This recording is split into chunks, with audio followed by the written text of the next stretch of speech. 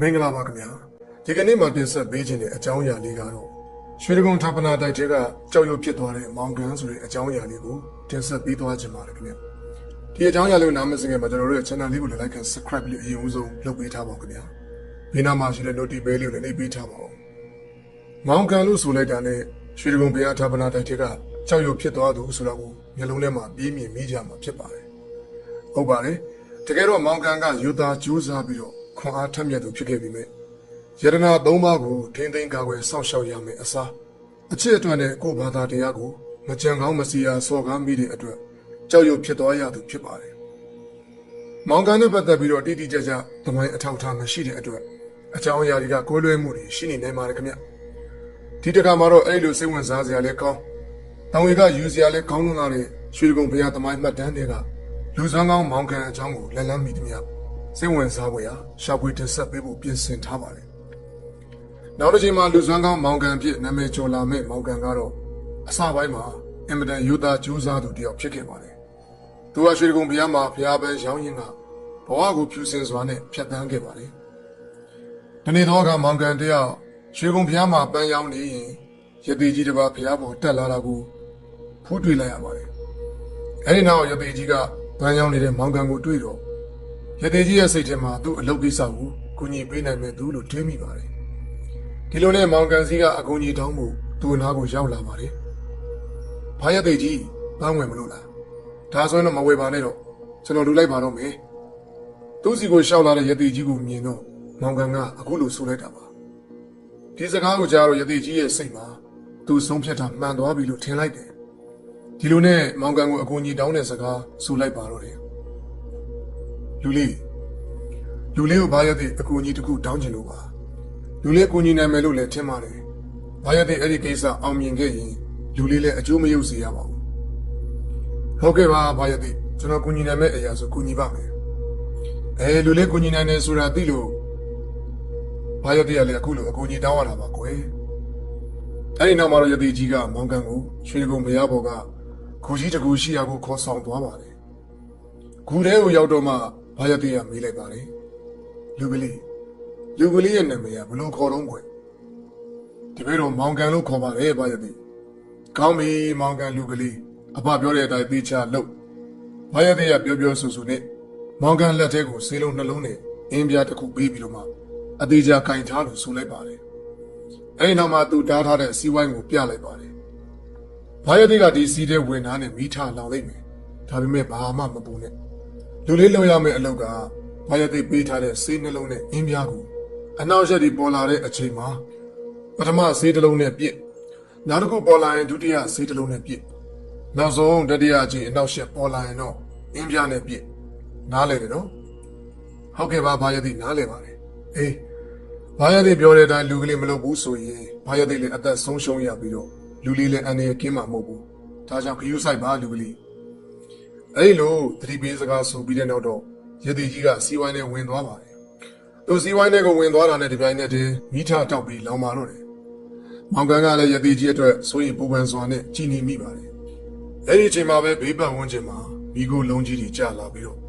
အဲ့ဒီမိခိုးလုံးတွေထဲကနေကြောင်မပွဲခေါင်းနဲ့တရေတွေထွက်လာပါတော့တယ်။မောင်ကန်ကလည်းမကြုံဘူးတော့စိတ်ထဲကအလွန်ကြောက်ရွံ့နေမိတယ်။သူဒီလိုကြောက်ရွံ့နေတဲ့အချိန်မှာပဲရသေးကြီးကအတန်နဲ့ကြီးနဲ့អော်လိုက်တယ်မောင်ကန်မင်းဘာလုပ်နေတာလဲဆေးလုံးနဲ့ပြစ်လိုက်တော့လေအဲ့ဒီတော့မှမောင်ကန်ကသတိဝင်လာပြီးလက်ထက်ကဆေးလုံးနဲ့ပြစ်လိုက်တဲ့အခါတရေကြီးပျောက်သွားပါတယ်အဲ့ဒီနောက်ဘလူးကြီးတွေပေါ်လာပြန်တယ်မောင်ကန်လည်းဒုတိယဆေးလုံးနဲ့ပြစ်လိုက်ပြန်ပါတယ်ခဏအကြာမှာတော့ပါးလျက်တဲ့အဝတ်တွေကိုဝတ်ဆင်ထားတဲ့အမျိုးသမီးတွေရောက်လာတယ်အဲ့ဒီအမျိုးသမီးတွေကမောင်ကန်ကိုမြူဆွဲကြပြန်တယ်မောင်ကန်လည်းသူတို့ရဲ့မာယာချုပ်ခွင်းမှာသတိလွတ်မဲ့ဆဲဆဲလီရသေးကြီးမှာထားတဲ့စကားကိုသတိရလိုက်တယ်။ဒါအနှောက်အယှက်တွေပဲငါစိတ်ပါတော့လို့မဖြစ်ဘူး။အဲဒီနောက်မောင်ကန်ကလက်ထဲကအင်းပြားနဲ့ပြစ်ပေါက်လိုက်ပါတယ်။ဒီတော့မှသူတို့လည်းပျောက်ွယ်သွားတယ်။ဒီအခါစီးဝိုင်းတွေကမီးတွေလည်းငြိမ်းသွားပြီးတော့ရသေးကြီးကပြန်ထွက်လာပါတော့တယ်။ဒီတော့မောင်ကန်ကိုသူ့ကျေးဇူးကြောင့်မလို့ဘာရသေးလုံးမဲ့ကိစ္စအောင်မြင်သွားပြီလို့ဆိုပါတယ်။ကဲလူလေးဘာရသေးလေလောကီကျင့်စဉ်နဲ့အောင်မြင်ပေါက်မြောက်သွားပြီ။လူလေးကအလွန်ကိုရဲစွမ်းတတ်သိရှိတဲ့သူပဲကဲလူကလေးရဲ့ကြီးစုကိုဘာရသိဆက်တဲ့အနေနဲ့ လူကလေးလူရစုတစ်ခုတောင်းပြီးတော့တကယ်ပြောတော့ဘာရသည်တကယ်ပြောတာပါလူကလေးကဲလူကလေးလူရစုတစ်ခုတောင်းပြီးတော့ဒီတော့မောင်ကန်တယောက်အိမ်မှာခြံခဲ့တဲ့အမေဖြစ်သူကိုသတိရသွားတယ်ဒါကြီးအမေတို့ကအမေတစ်ခုသားတစ်ခုဆိုတော့ဒါပန်းရောက်ပြီးအိမ်ကိုစောစောပြန်နေတော့အမေစကားကိုမောင်ကန်ပြန်လဲကြားရောက်လာတယ်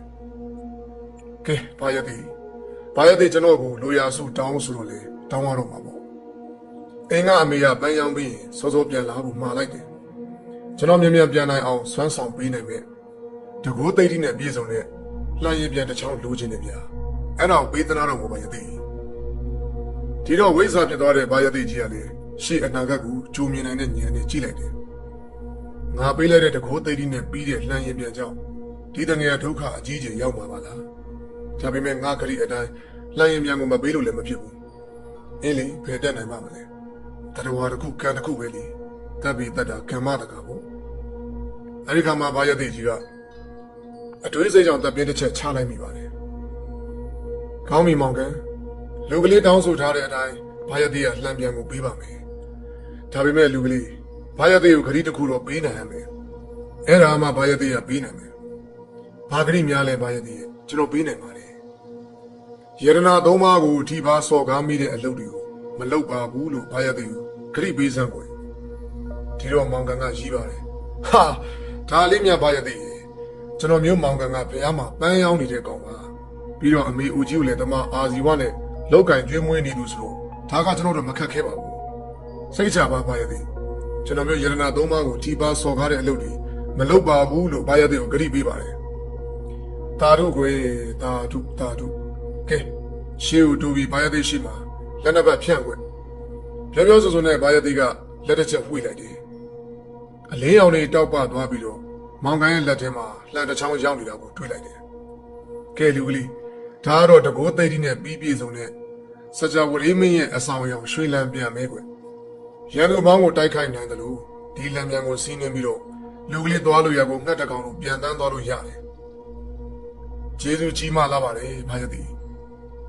အေးတခုတော့ထပ်မှားရအောင်မယ်ယရနာသုံးပါးကိုထိပါစော်ကားမိတဲ့အလုပ်တွေကိုမလုပ်ပါဘူးလို့ဘာရသည်ကိုပေးထားတဲ့ခရီးကိုတော့တီးပါစေကိုယ်အဲလိုပြောပြီးရသေးကြီးကပျောက်ကွယ်သွားပါတယ်ကဲလမ်းပြန်တော့ငါလက်ထဲရောက်ပြီဘလောက်ဆွမ်းမဆွမ်းစမ်းသက်ကြည့်အောင်ပါပဲမောင်ကန်ကအဲ့လိုတွေးလို့ဟဲ့လမ်းပြန်ငါ့ကိုဟိုတောင်ထိပ်ပေါ်ပို့စမ်းမောင်ကန်တယောက်လမ်းပြန်ကိုစီးပြီးတောင်ထိပ်ပေါ်ရောက်သွားပါတယ်ဟာတဲဟုတ်ပါလားနေရာကျပြီထပ်ဆန်းကြည့်အောင်ပဲမြေအောက်ကိုရှိုးပြီးအိမ်ကိုပြန်ရမယ်လာလျောဟဲ့မောင်ကန်တယောက်လှန်ရင်ပြန်ရတာနဲ့မြောက်အုံးသီးရတယ်လို့ပေါ့အမျိုးမျိုးစမ်းသပ်နေမိတယ်မြေရှိုးပြီးစမ်းကြည့်တယ်ခဏကြာတော့ရင်ပြန်အစွမ်းနဲ့ကိုယ်အိမ်ရောက်ပြီးအထင်နဲ့မြေပေါ်ကိုတက်လိုက်တော့တရုတ်ပြည်ပြည်ရှင်ဦးတီမင်းရဲ့သမီးတော်စော်ကစားနေတဲ့ဥယျာဉ်တွေကိုရောက်ရှိသွားပါတယ်ဘရင်သမီးတော်လည်းမြေအောက်ကရုတ်တရက်ထွက်လာတဲ့မောင်ကန်ကိုမြင်တော့အလန့်တကြားអော်လိုက်ပါတယ်မြေအောက်ကထွက်လာတဲ့မောင်ကန်ကိုမြင်တဲ့အခါဘရင်သမီးတော်ကမေးတယ်ရှင်ကလူလားတရေလားမကြောက်ပါနဲ့နှမတော်မောင်ကြီးကလူသားဆက်စစ်ပါဒါပြည့်ရှင်ကမြေကြီးတွေကဘလို့ထွက်လာတယ်လေဒါကဒီလိုပါနှမတော်အဲ့လိုဆိုပြီးတော့ဖြစ်ချောင်းကုံစင်မောင်ကန်ကရှင်းပြပါတော့တယ်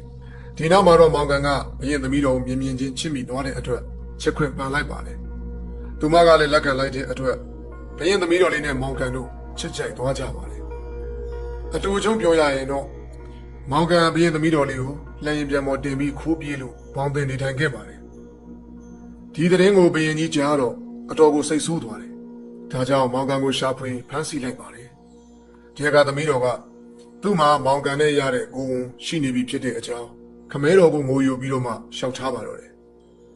ကဲမောင်မင်းငါရဲ့သမီးတော်အမှန်တကယ်ချစ်မြတ်နိုးတာလားမှန်လားပါဗျာနမတော်လေးကိုဗရမ ्या ရွှေကျုံမှာထားပြီးတော့အာဂရင်းနဲ့ငုံထားမတဲ့အေကန်စင်စစ်ချစ်မြတ်နိုးလာပါတယ်အရှင်ဗျာဒါဖြင့်ငါကိုယ်တော်မြတ်အမိန်တော်ချမှတ်မယ်ကွမှန်ပါဗျာမောင်မင်းကငါရဲ့သမီးတော်ကိုအမှန်တကယ်မေတ္တာတတ်ဝင်ယူမှန်ရင်မောင်မင်းတို့တိုင်းပြည်မှာပူဇော်ထားရှိတဲ့ရွှေတကုံဘုရားဌာပနာတိုက်တဲ့ကယတနာတွေကိုတွားရောက်ခူးယူပြီးငါ့ကိုဆက်တာစီဒီလိုဆက်တာနိုင်ခဲ့ရင်ငါကိုယ်တော်တိုင်မောင်မင်းနဲ့သမီးတော်ကိုလက်ထပ်ထိမ်းမြပေးမယ်သို့မဟုတ်ရင်တော့မောင်မင်းကိုရာဇဝတ်သားအနေနဲ့တတ်မှတ်ပြီးသမီးတော်နဲ့မြေတော်ကိုဒီတစ်သက်မတွေ့ရတော့ဘူးမှတ်ပြီးတော့ ဒီစကားကိုဘုရင်သမီးတော်ကြားတော့ခမဲတော်ကသူတို့နှစ်ယောက်ကိုလက်မဆက်စီခြင်းလို့ဘုရားဌာပနာတွေယူခိုင်းတာဖြစ်တဲ့အကြောင်းဒါကြောင့်ဘုရားဌာပနာကိုမပြစ်မှားသင့်ကြောင်းဆိုပြီးမောင်ကန်ကိုပြောပါတယ်ငါမတော်လေးသတိပေးတာလည်းမှန်ပါတယ်ဒါပေမဲ့မောင်တော်နှမတော်လေးနဲ့မခွဲနိုင်ဘူးပြီးတော့မောင်တော်ရဲ့ရင်သွေးလေးနဲ့လည်းမဝေးနိုင်ဘူးအဲဒါကြောင့်မောင်တော်ငရဲကြီးကမှကြီးရော့မင်းတရားကြီးမိမ့်မာတော်မူတဲ့အတိုင်းပဲဒီအရေးကိုဆောင်ရွက်ရမှာပဲနှမတော်အဲ့ဒီနောက်တော့မောင်ကန်တယောက်လှိုင်းရင်ပြန်ကိုစီးပြီးထွက်လာပါတော့တယ်မတွေ့တာကြပြီဖြစ်တဲ့မိခင်စီကိုမောင်ကန်တယောက်အရင်သွားလိုက်တယ်ရခင်ကသူတို့နေထိုင်တဲ့တဲအိုကလေးကိုရောက်တော့မိခင်ကြီးကဒါပြည့်သူပြန်မလာတဲ့အတွက်လမ်းနာကြပြီးသိဆုံးတာကြာနေပြီဆိုတော့ကိုလေသိလိုက်ရပါတော့တယ်အမေဆုံးပြီအမေဆုံးပြီအမေဆုံးတာငါကြောင့်ငါအမေဦးကြီးတယောက်ကိုဒီအတိုင်းပြစ်ထားခဲ့တာငါတော်တော်မိုက်ပါလား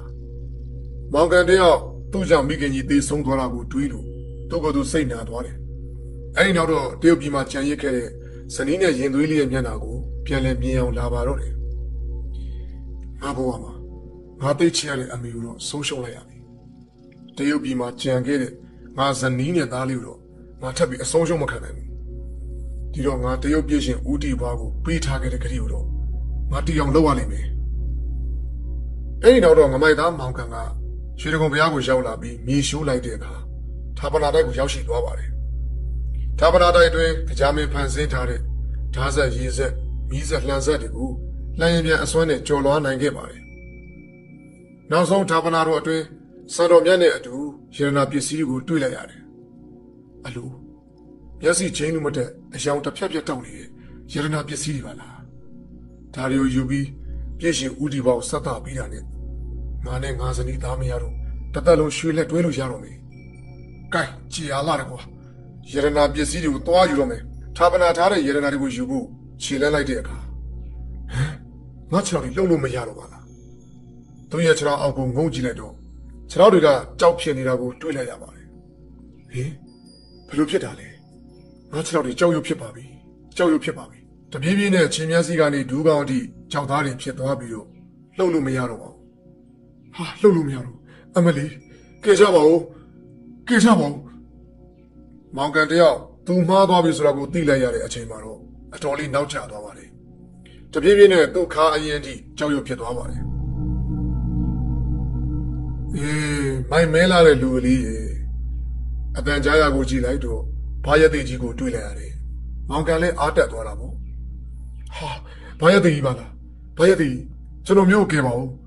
ကျွန်တော်မျိုးတကိုယ်လုံးကြောက်ရွံ့ဖြစ်ပြီးတော့သေပွဲဝင်ရပါတော့မယ်ကဲပါဦးဘာရသေးကြီးရဲ့အခုကတော့လွန်သွားပြီလူကလေးဘာရသေးလူကလေးကိုမကဲနိုင်တော့ဘူးကွဒီလိုဖြစ်မှာကိုကြူမြင်လို့လူကလေးစီကဘာရသေး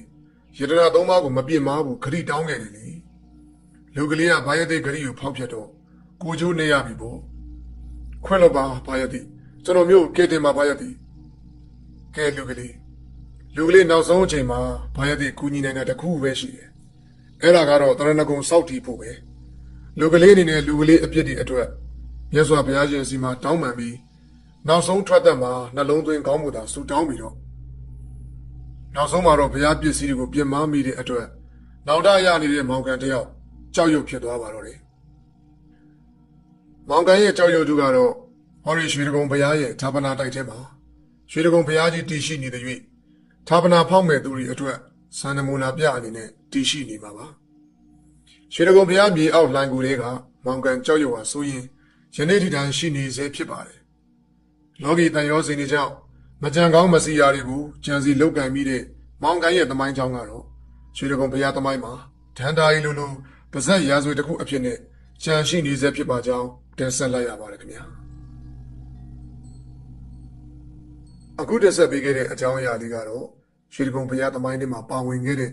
ကြောက်ရွံ့ဖြစ်သွားတဲ့မောင်ကန်ရဲ့အကြောင်းအရာလေးကိုတင်ဆက်ပြီးသွားခဲ့တာဖြစ်ပါတယ်ခင်ဗျာဒါကြောင့်ယရနာ၃ပါးရဲ့ဂုဏ်ကြီးစုကိုမမေ့လျော့ကြဖို့ဒီနေရာလေးကနေတိုက်တွန်းလိုက်ရပါတယ်ဒီအကြောင်းအရာလေးကိုနားဆင်ပြီးရင်လည်းပဲကျွန်တော်တို့ရဲ့ channel လေးကို subscribe မလုပ်ထားရသေးဘူးဆိုရင်တစ်ချိန်လောက်တော့ subscribe လေးနှိပ်ထားပေးပါဦးအသစ်တင်တိုင်းမှာသိနိုင်ဖို့အတွက်ဘေးနာကအချက်ပေးခေါင်းလောင်းလေးကိုလည်းနှိပ်ထားပေးခဲ့ဖို့တောင်းဆိုလိုက်ပါရစေခင်ဗျအခုတင်ဆက်ပေးခဲ့တဲ့အကြောင်းအရာလေးကိုနားဆင်ခဲ့ကြတဲ့မိတ်ဆွေများအားလုံးပဲကာယစိတ်ဓာတ်အနှပြသောဒုက္ခတို့နဲ့ပြည့်စုံနိုင်ကြပါစေလို့ဆုမွန်ကောင်းတောင်းလိုက်ပါတယ် မြန်မာပြည်သူပြည်သားအပေါင်းဘေးပြားတွေဝေးခွာလို့ကျွမ်းလန်းချမ်းမြေ့ကြပါစေခင်ဗျာအားလုံးကိုကျေးဇူးတင်ပါတယ်ခင်ဗျာ